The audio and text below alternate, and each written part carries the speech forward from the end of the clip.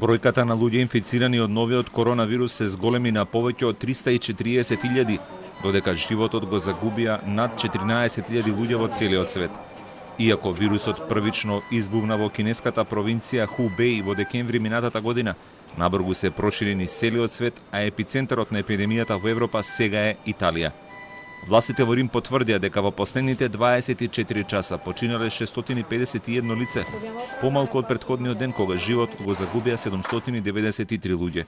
Бројот на потврдени нови случаи коронавирус се зголемил за 10%, што представува најнизок процентуален пораст по избунувањето на епидемијата на 21 февруари. Во Ломбардија, властите денеска ги заострија и мерките на карантин. Забранети се сите спортски и физички активности на отворено, иако можеби вистинското прашање е зошто и тоа досега не било направено, земајќи го предвид страотниот смртоносен биланс во оваа италијанска провинција. Но ситуацијата со коронавирусот е се потешка и во Шпанија.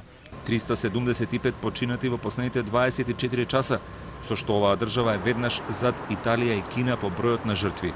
Загрижувачки висок е и процентот на здравствените работници кои се инфицирале од коронавирусот во Шпанија, околу 10% од сите случаи. Шпанскиот премиер Педро Санчес најави дека вонредната состојба во државата ќе биде продолжена уште најмалку 15 дена. Se aproxima una ola muy dura. Vienen los días difíciles que van a poner al límite toda nuestra capacidad material, también nuestras capacidades morales y sin duda alguna también nuestro temple como sociedad. Меѓу заразените со коронавирусот во Шпанија е и славниот оперски пеач Пласидо Доминго. 79-годишниот тенор на својата Facebook страница потврди дека се изолирал со своето семејство, откако резултатот од тестот кој го направил затоа што имал висока температура и кашлица бил позитивен.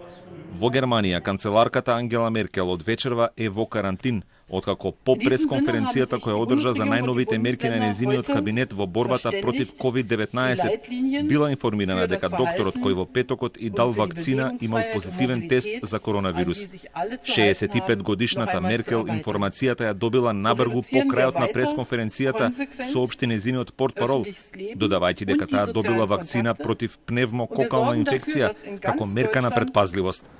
Меркел вечерва објави повеќе нови мерки за успорување на епидемијата коронавирус. Die Bürgerinnen und Bürger werden angehalten, die Kontakte zu anderen Menschen außerhalb der Angehörigen des eigenen Hausstandes auf ein absolut nötiges Minimum zu reduzieren.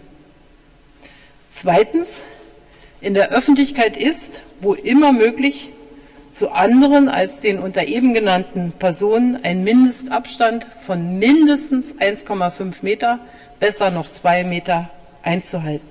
Во Албанија, каде има 76 инфицирани луѓе и едно починато лице, исто така се воведени остри мерки на карантин и полициски час. Заострени мерки на карантин од 6 часот наутро во понеделник ја воведе и Грција.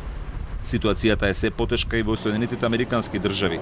САД се сега трета земја во светот по бројот на потврдени инфекции над 29.000.